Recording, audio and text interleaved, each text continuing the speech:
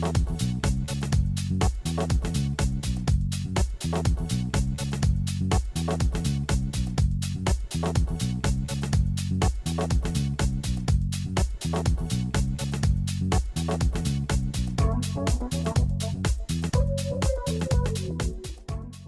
name is Daniel Golshani. I'm a board-certified plastic and reconstructive surgeon. I've been in private practice for the past 13 years in Beverly Hills, California. Nose surgery or rhinoplasty is one of my favorite operations. I have, over the years, evolved in the techniques that are used for rhinoplasty. And I perform both closed and open rhinoplasty, depending on which procedure is necessary for the patient. I believe that rhinoplasty is a seminal procedure in the sense that it is really a life-changing operation. I see many young patients who have come to my practice, generally shy and reserved, feeling concerned that they're very self-conscious, and when properly prepared and consulted with, and then having undergone a very good rhinoplastic procedure, I see the patient several months later transforming, smiling more, less self-aware, more confident. And I really love this operation for the sake that it changes the patient's life and improves their lives, and it's so visible in its effect. First of all, from a functional perspective, we need to understand whether the patient has any problems with breathing, whether they have difficulty sleeping at night, whether they suffer from sleep apnea.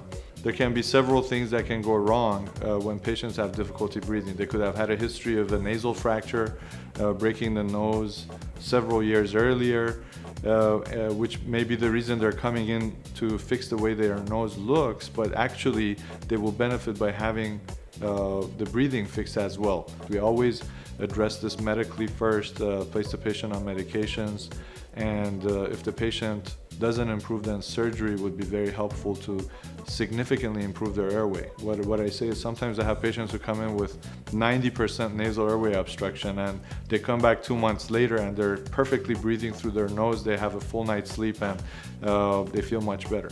Patients come in more commonly talking about a bump on the top of their nose, what we call the dorsal hump. They want that improved. But when we go into more depth with them, we discuss the tip, and the patients may or may not feel that their tip is also large, or that it has a boxy shape, or they would like to improve that. Other things are the width of the nose and how wide it appears.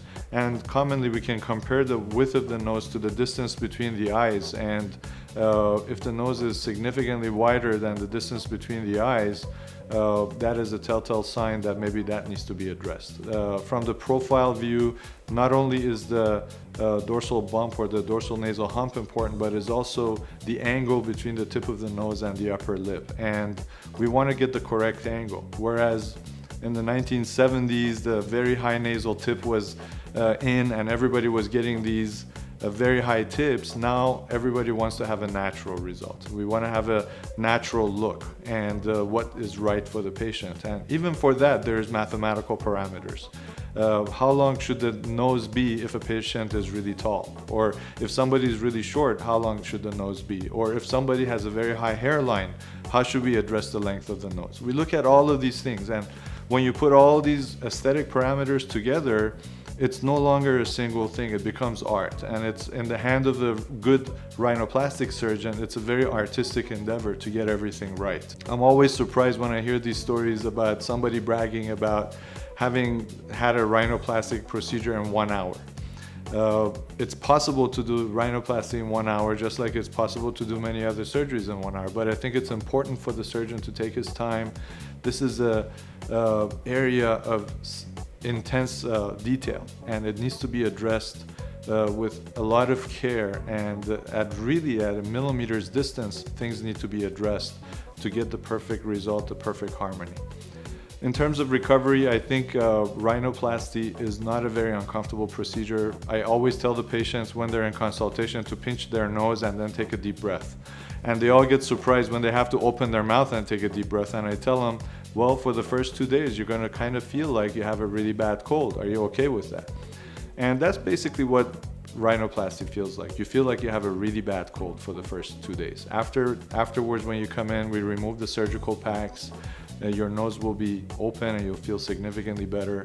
About 6 to 7 days after surgery, we remove the nasal splint, and you will, for the first time, you'll see the final outcome. Even though your nose is still very swollen, you may have a few acne as a result of the splint and the stickiness from the splint, but you will immediately see the result. And what happens is that after that, every week and every month, you'll see an improvement. The nose gets better and it looks better. And even a year later, I see patients who come in a year or two later after their rhinoplasty, they still are improving. They look better than they did after 6 months.